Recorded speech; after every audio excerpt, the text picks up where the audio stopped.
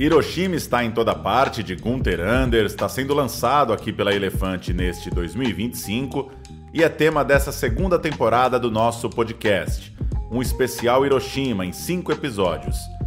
Eu sou Paulo Júnior e esse quarto programa traz uma conversa com Marildo Menegatti, doutor em filosofia pela UFRJ, onde é professor, e que trabalha temas como crítica da economia política da barbárie, militarização do cotidiano e crítica da cultura.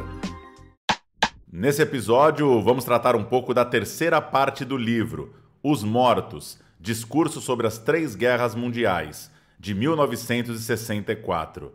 Se a edição começa com um diário e depois passa por uma troca de correspondências, aqui chegamos numa elaboração de Anders diante da monstruosidade que o avanço técnico foi capaz de produzir, cobrando que o mundo se mobilize para evitar o que ele aponta como produção atomizada de cadáveres, numa guerra que pode liquidar toda a humanidade.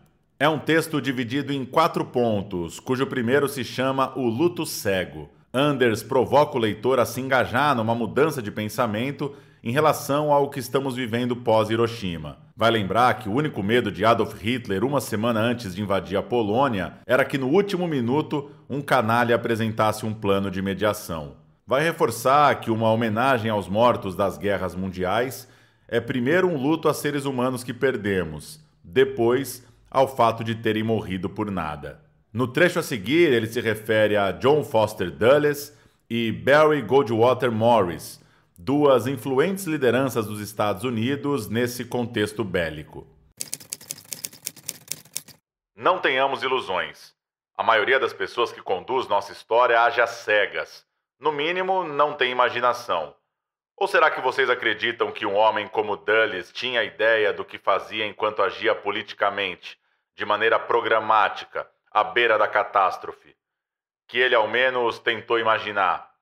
Ou que um homem como Goldwater tem alguma noção do que está sugerindo quando quer entregar aos generais a decisão sobre o uso de armas nucleares?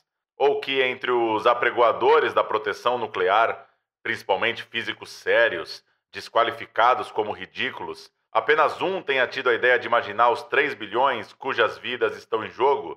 Eles não imaginam nada, não pranteiam nada de antemão. Eles usam a ameaça como estratagema para mostrar como são sujeitos enérgicos ou como são calculistas. Esses homens são incapazes de imaginar a ruína? É possível, nós também somos, mas eles têm conhecimento dela. Hoje em dia, ninguém mais tem a chance de não saber do perigo.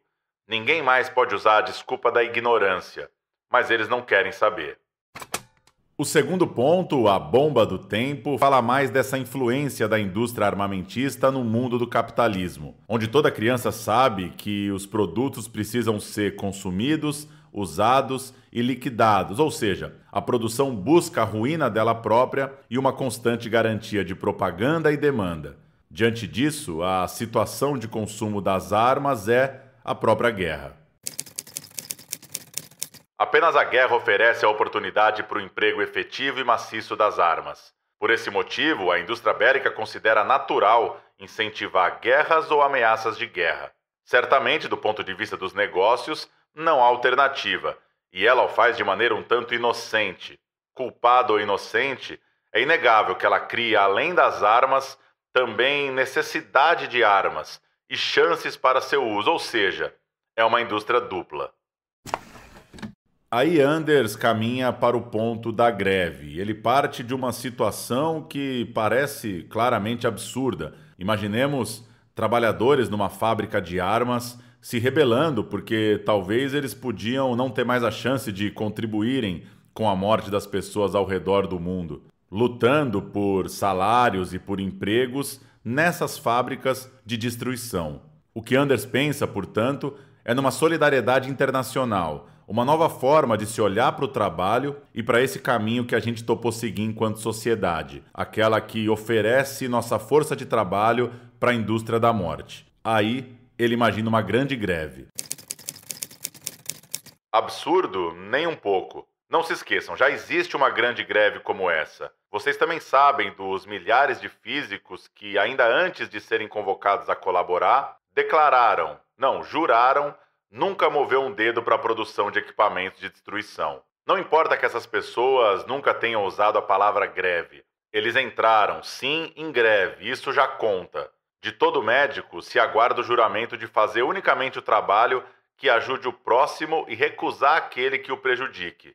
Será que os trabalhadores do mundo devem ser acusados de ter menos consciência que esses físicos e médicos? E de ter medo de fazer um juramento semelhante ao dos cientistas?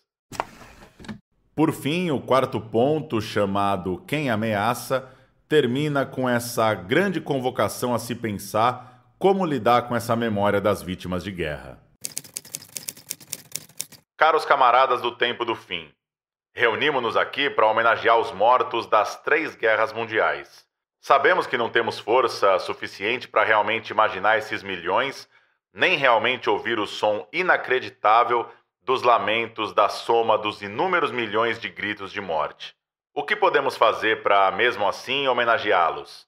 Parece-me que não nos resta outra alternativa a não ser cada um de nós homenagear um morto, um único. Se possível, alguém que não faça parte do seu círculo pessoal. A primeira pessoa homenageia uma criança vítima da radiação em Hiroshima. Outra, uma mulher queimada em Dresden. A terceira, um judeu morto na câmara de gás em Auschwitz. A quarta, um americano afogado no oceano. A quinta, um preso morto por torturas sofridas num galpão da Gestapo.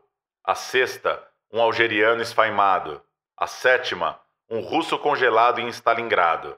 A oitava, uma criança que será vítima da radiação amanhã. A nona, um marinheiro que se afogará amanhã. A 10ª, uma criança que não verá mais a luz do mundo amanhã. Que cada pessoa tente homenagear um morto, passado ou futuro. Talvez a soma de nossas homenagens e de nossa luta possa ter a dimensão aproximada do que haveríamos de homenagear. E talvez consigamos, a partir dessas homenagens, achar forças para decidir que, a partir de hoje, queremos, sim, continuar vivendo. Ou seja, que queremos que o mais terrível não aconteça.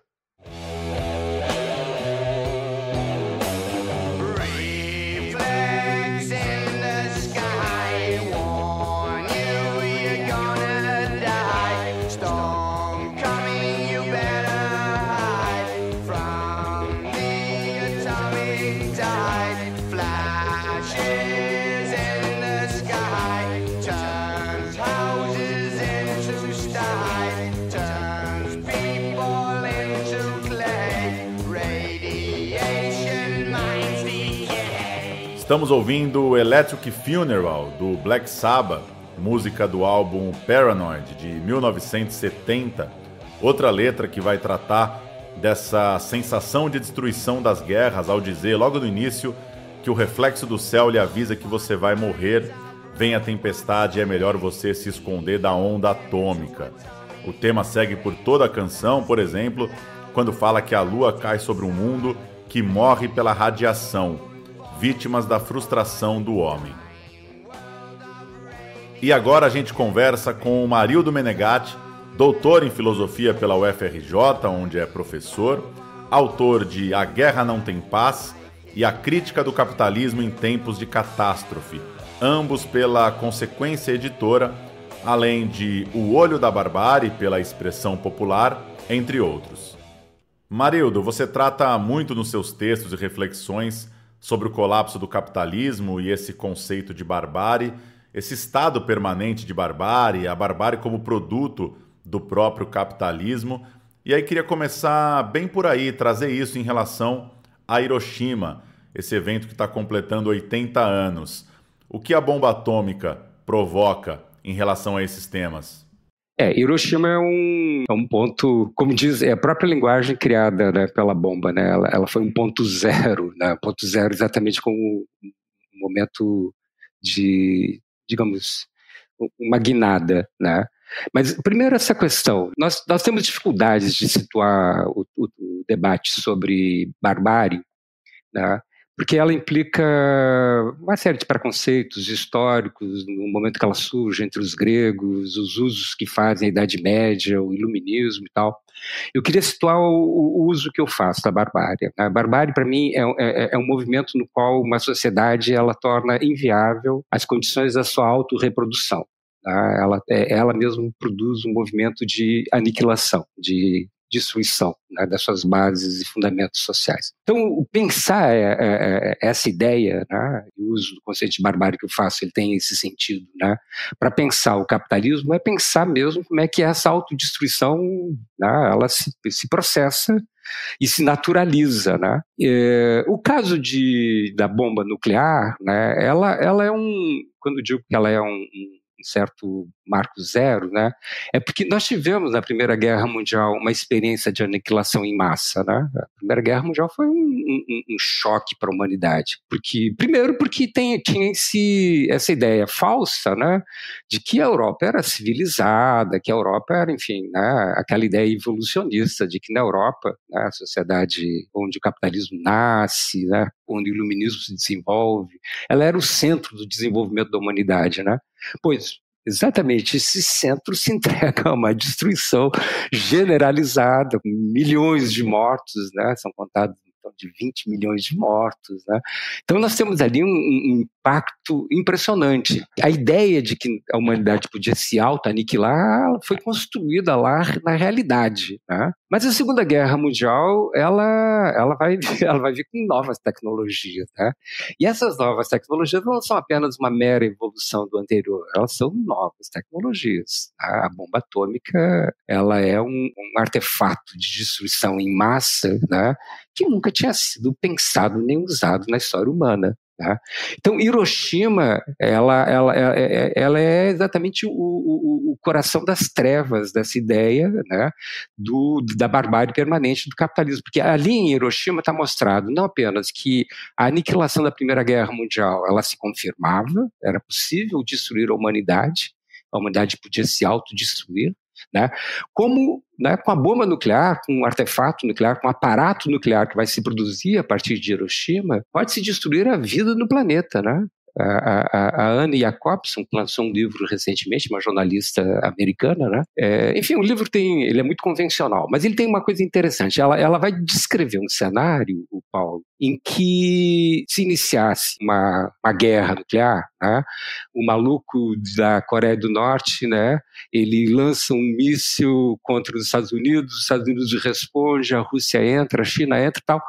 72 minutos, nós estamos já no inverno nuclear, num processo de destruição sem volta, em 72 minutos. Então tá, isso é o resultado, né, que se inicia no dia 6 de agosto em Hiroshima, de 45 em Hiroshima. Este elemento, ele é para nós um elemento fundamental. Por quê? Veja, os aparatos, né, nucleares, né, seja a bomba nuclear, a bomba de hidrogênio e todas as evoluções, são evoluções de forças destrutivas, né, na lógica aqui que eu estou te apresentando. Né? Mas todos esses aparatos tecnológicos destrutivos são criados por seres humanos. É uma criação social. São relações sociais, né, que elas produzem condições de desenvolver aparatos destrutivos de larga escala que aniquilam não apenas a humanidade, como a possibilidade de vida no planeta. Veja, isso é uma cegueira, né, absoluta. É essa cegueira que eu acho que ela fica como resultado para uma reflexão filosófica. Tá? Um último detalhe dessa questão, o Paulo, que é fundamental ser colocada, porque muita gente vai dizer assim, esse é o ser humano, né, espécie, é um problema da natureza humana e tal.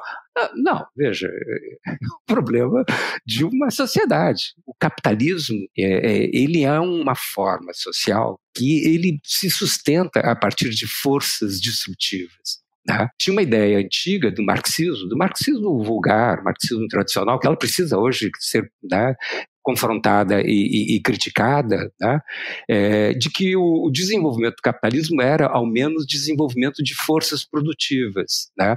Observe, o desenvolvimento da tecnologia de autodestruição, que se apresenta na guerra, mas não é apenas, né, a tecnologia da guerra, a tecnologia de produção desse sistema, né, ela é um resultado imanente do desenvolvimento dessa sociedade. O capitalismo é o desenvolvimento dessas forças destrutivas. Né?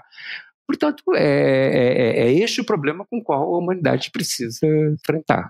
Agora, se a gente convive com esse ambiente de evolução dos armamentos, né, essa produção dos materiais de destruição, ao mesmo tempo fica uma ansiedade de nomear uma possível terceira guerra mundial. A gente está vivendo isso de novo nesse momento. Eu li numa entrevista recente sua, Marildo, essa ideia de como a gente naturalizou a elevação do número de mortes, né? Até pensando em violência urbana, mortes provocadas contra civis ao redor do mundo. Enfim, como a gente convive com isso? Essa banalização de uma violência diária, com também uma expectativa de que pode chegar um grande acontecimento, uma terceira guerra de fato. A ideia de guerra, né, a guerra, né, o que ela vai significar para a sociedade moderna, é uma coisa, assim, tem continuidade com outros tempos históricos, e é claro que tem uma mudança de qualidade que a gente não pode nunca perder de vista. O capitalismo, ele nasce, né, do surgimento das armas de fogo. Essa é uma tese muito importante, né? Uma tese do Kurtz, é uma tese que a gente encontra também no Geoffrey Packer, né?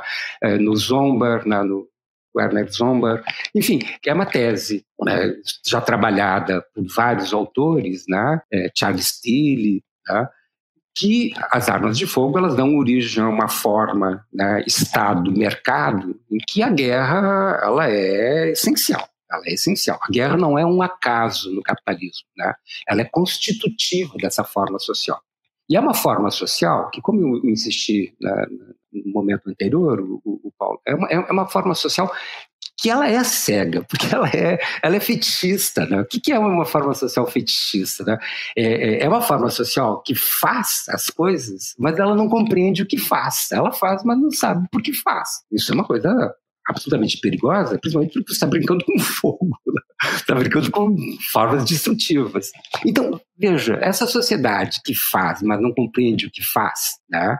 E, portanto, ela não tem um limite, né? Ela não tem um freio, ela não para, né? Ela vai levar a destruição ao seu limite máximo, né? Ela fez vários usos possíveis da guerra como parte dessa cegueira e como parte de organização desse sistema de produção de valor, de mercadorias, que é o capitalismo, né? Que é uma forma maluca, tautológica, se nós analisarmos, né? O que é o capitalismo, né? Ele é uma insanidade, ele é um processo, né, de reprodução ampliada de uma forma abstrata, né, que é o valor, que é uma abstração. O Marx, quando define valor, ele diz, olha, ele não tem um átomo de matéria, mas ele é uma forma objetiva real. Né? Então, a humanidade está articulada de forma insana nesse processo de produção de valor, né? E a guerra ela é parte da estruturação deste processo. Porque valor é gasto de energia. Ele se mede a partir exatamente do gasto de energia da força de trabalho. Né? E esse gasto de energia ele é generalizado, ele é um conceito amplo da sociedade. Né?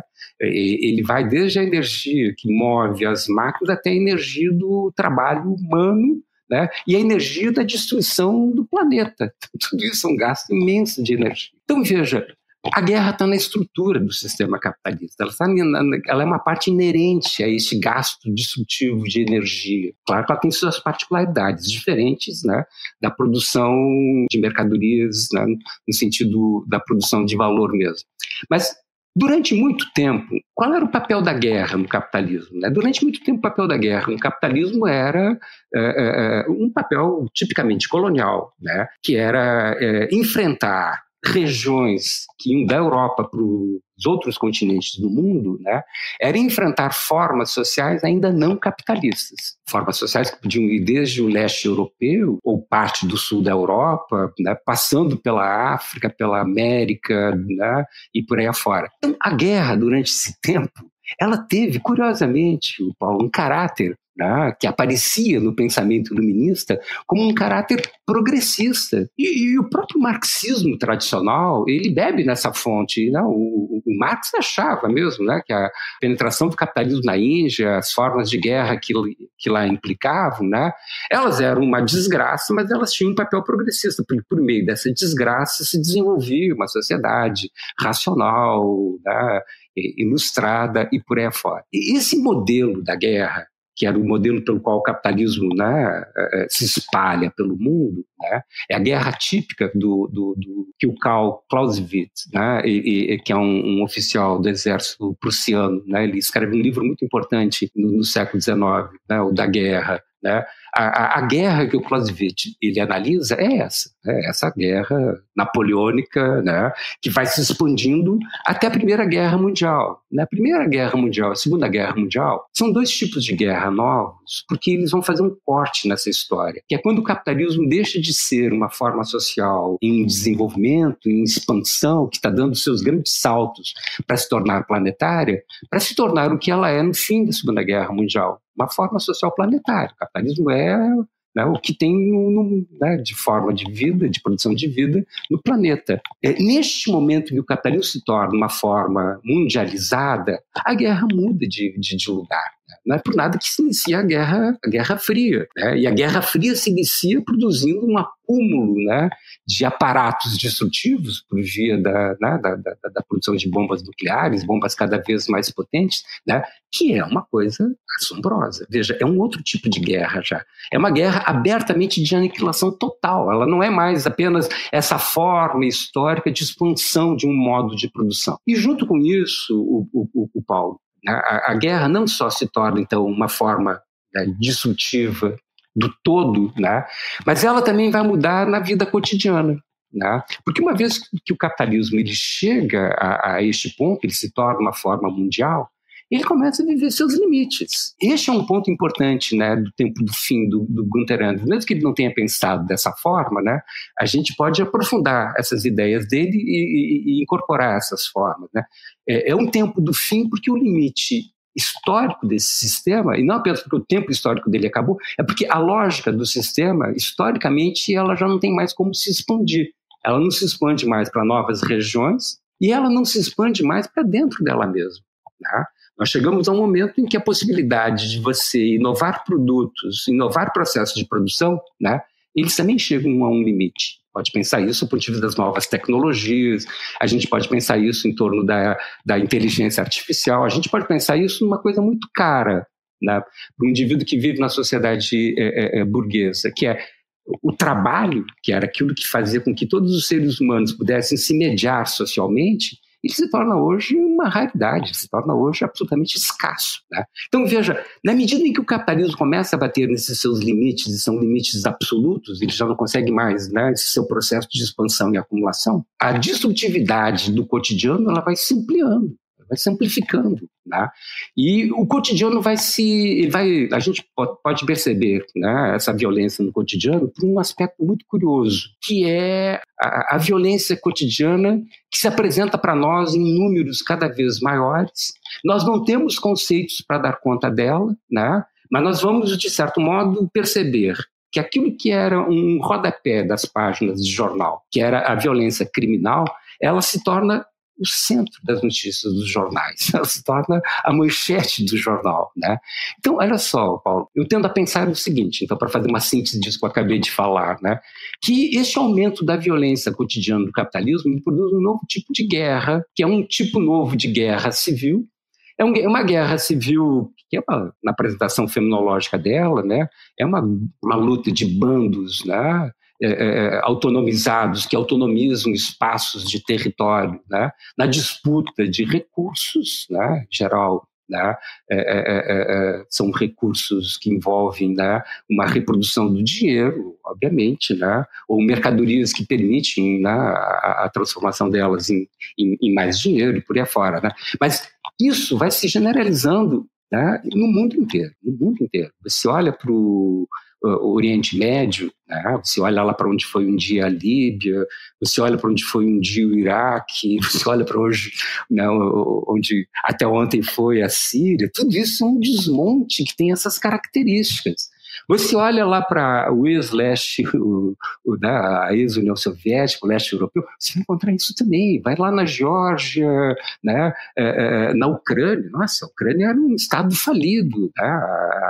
Nós não podemos nos enganar, né, com a guerra na Ucrânia. A guerra na Ucrânia ela é parte exatamente deste processo, né, que tem a ver com a luta de bandos né, em que tem, evidentemente, do outro lado, né, um grande gangster, né, líder de um grande bando, que é o Putin, mas, veja, é o mesmo processo, é um processo de dissolução das formas sociais que até hoje caracterizaram o capitalismo. E isso também para nós aqui no Brasil e na América Latina, inclusive na América do Norte. Né? Então, veja, este fenômeno mostra, tá, que a guerra mudou de lugar. Ela muda de lugar nesses dois sentidos que eu estou aqui assinalando. Né, é o aparato da guerra já não é mais uma guerra no sentido regular do termo, já não é mais uma guerra tradicional, que ela tem um lugar para ser travada, ela tem quem enfrente, né, dois exércitos lado a lado. A guerra se torna uma destruição generalizada do todo, né? E aí é o aparato nuclear. E do ponto de vista do cotidiano, enquanto a bomba ainda não é detonada, enquanto aquele cenário, né, da Anne Jacobson ainda não é, né, posto em movimento, né, o nosso cotidiano, já que nós batemos no limite do capitalismo, nós batemos no limite em que a sociedade já não se expande, ela já não está mais em ascensão, ela já não pode mais incluir todo mundo, né, como força de trabalho, como produtor e consumidor, né, ela vai se reproduzindo com um movimento cada vez mais generalizado, né, de autodestruição. E essa autodestruição a gente pode medir, né, por essa quantidade imensa de corpos mortos que se acumulam. Né? No Brasil são 60 mil por ano, né? Você vai na América Central, né, El Salvador, Honduras, Guatemala, né, são quantidades imensas, no México, né, e por aí afora. Então é isso, né? Há uma mudança desse aspecto. Essa mudança desse aspecto tem a ver com uma mudança da história do capitalismo, da mudança da forma lógica pela qual o processo de acumulação ele pode se realizar, e isso é apenas um aprofundamento daquele ponto, né, que eu havia me referido com a bomba de Hiroshima. Né? Nós estamos aprofundando essa nossa capacidade de autoaniquilação. Para fechar, Marildo, trazer algumas ideias desse texto do Anders, acho que tem pontos interessantes para jogar para você. Tem duas passagens dos discursos que eu queria citar. Primeiro, quando ele conta que Hitler, há uma semana de invadir a Polônia, disse que o único medo que ele tinha era de que um canalha apresentasse um plano de mediação. Depois ele lembra que um estadista alemão, numa manifestação pela paz, vai chamar aquilo de infantil. O que esses termos e esses textos dizem a você? Como que esse olhar do Anders pode colaborar com o nosso debate atual? Esses textos do Anders são, de fato, muito inspiradores, né? Eu estava lembrando um pouco aquela passagem recente, né, em que a ministra Marina Silva, né, ela é tratada dessa forma no Congresso, no Senado Nacional, né, quando ela está falando coisas muito básicas, assim, de tentar limitar a destruição da Amazônia. Né? Está lá e o senador, né, vira para ela, não, distinto homem branco, e diz para ela, ponha-se no seu lugar. É um pouco isso, né? Tá dizendo, põe-se no seu lugar, você é uma mulher negra, você não se mete nesses assuntos. Né? Então é isso mesmo, o poder tem essa característica, né? Ele tem a capacidade de, digamos, né, não apenas, né, de humilhar o outro, de produzir essas imagens, né? Mas ele tem a característica fundamental, né? Que é não poder ser limitado de nenhuma forma. Mas voltando aqui um pouco para essas questões, né, que você lembra aqui das passagens do Anders pode nos permitir pensar, né? Se nós olharmos para o conflito que hoje se desenvolve, né, no mundo, né, nós temos aqui um movimento em que a crise do capitalismo, né, ela está se manifestando para nós por meio de guerras generalizadas. Elas estão se generalizando. Né? São esses novos tipos de guerra civil.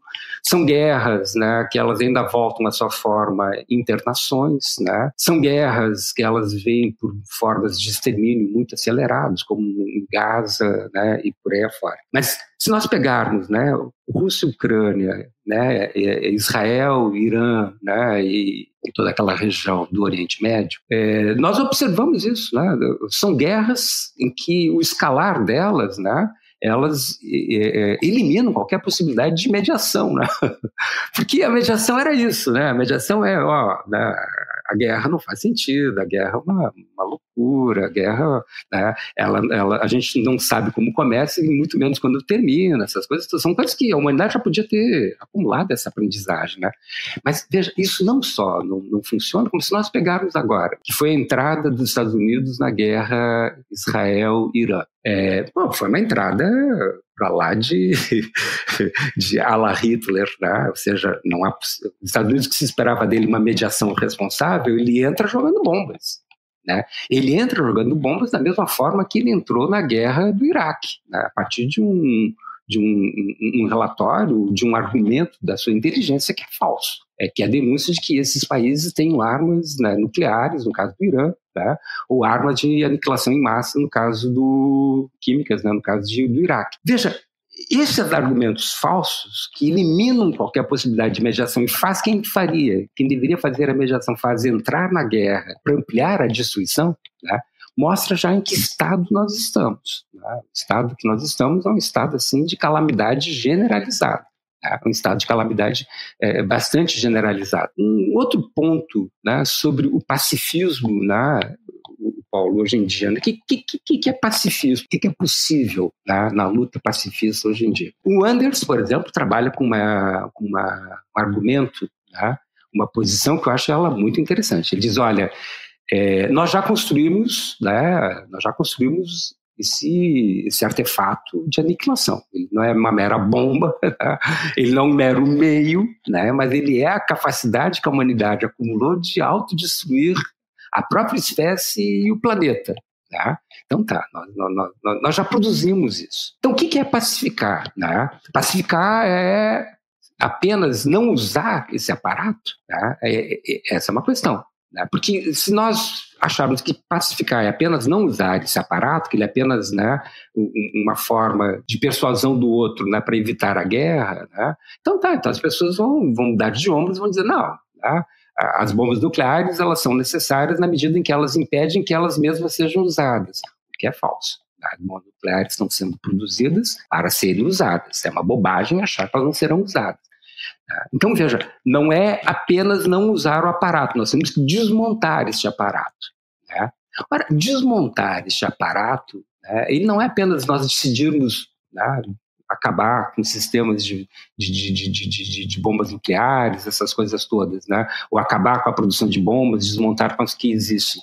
Nós temos que nos livrar de uma forma de pensar e de viver em que o horizonte da produção desta bomba foi possível, né? Foi possível e foi natural. Né? E isso só é possível se nós radicalizarmos uma crítica ao capitalismo, se nós pensarmos numa possibilidade mais ou menos da seguinte ordem. Né? Só existe uma pacificação no atual mundo, né, em que ela implique um abandono, né, de qualquer possibilidade de uso de instrumentos de autoaniquilação, de aniquilação de todo o planeta, se nós produzirmos uma outra forma de vida social que seja capaz, de fato, de ser, na sua própria Constituição, né, uma superação de tudo isso. Veja, então não há como ser pacifista sem ser anticapitalista. Né? Isso não é mais possível. Né? O próprio Anders, né, ele é a análise dele é uma análise muito refinada. Né? O Anders, né, se nós pegarmos ali desde aqueles textos dele sobre o Kafka, né, são textos belíssimos, né, sobre a literatura do Franz Kafka, foi um dos primeiros a escrever sobre ele. Né? Já a chave pela qual o Anders vai ler o Kafka é a chave do fetichismo da mercadoria do Marx. Tá? O Anders está lá chamando a atenção. O Kafka é um autor, é um escritor, né, do processo pelo qual os seres humanos passam por uma forma coisificada, eles são reificados. Tá?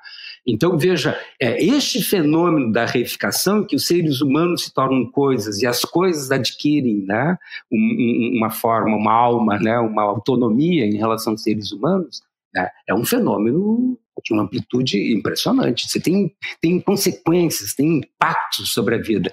Quando ele vai analisar, então, já o problema da bomba, o problema de Hiroshima, Nagasaki, da bomba nuclear, o Paulo, ele mantém essa mesma perspectiva. Né? Ele diz, só uma sociedade em que os indivíduos fazem, mas não sabem por que fazem, Né? Essa aqui é uma frase que está lá, né, na seção 4, né, do capítulo 1 do livro 1 do Capital do Marx, quando Marx está discutindo o fetichismo da mercadoria. É exatamente essa imagem que o Anders repete no livro em vários momentos. Então, vejam, né, nós temos que justamente superar essa forma social em que os seres humanos fazem, mas são incapazes, né, de entender por que fazem isso. Então, veja, né, isso aqui é uma mudança radical de vida social. Ela não é apenas um mero pacifismo. Né? Quando digo mero pacifismo, porque eu já me deparei em vários momentos, né, por exemplo, na luta antinuclear no Brasil. Tá? Veja, o movimento antinuclear no Brasil, ele é mínimo. Né? Nós temos uma parte da esquerda brasileira que é a favor de usinas nucleares, que é a favor de bombas nucleares, né? Que é a favor das bombas, que acha que esse equilíbrio de forças entre os estados nacionais. Né? Então, veja, o senso crítico contra esse aparato nuclear, né, ele não vai se desenvolver com um mero não usar as armas que o pacifismo propõe. Né? Ele precisa ir além. Né? Nós precisamos, além de não usar as armas, além de desmontar o aparato dessas armas e da produção dessas armas, produzir uma sociedade que seja capaz de uma autocrítica em relação a este tempo histórico em que nós criamos as condições da autoaniquilação da humanidade. Tá? Então, nesse sentido, Paulo, eu acho que as ideias do Anders se mantêm muito atuais, né? Muito atuais. Obrigado, Marildo. Valeu pelo papo. Eu que agradeço o convite, Paulo. E esse foi o 4º episódio do especial Hiroshima, a 2ª temporada do nosso podcast Elefante na Sala. Eu sou Paulo Júnior, a produção é toda aqui da Editora Elefante e o podcast está nos tocadores, no YouTube e também no nosso site. Você nos ajuda muito ao assinar e curtir nossos canais, se inscrever na newsletter e recomendar esse trabalho para sua rede interessada nos nossos livros. Até o próximo episódio. Tchau!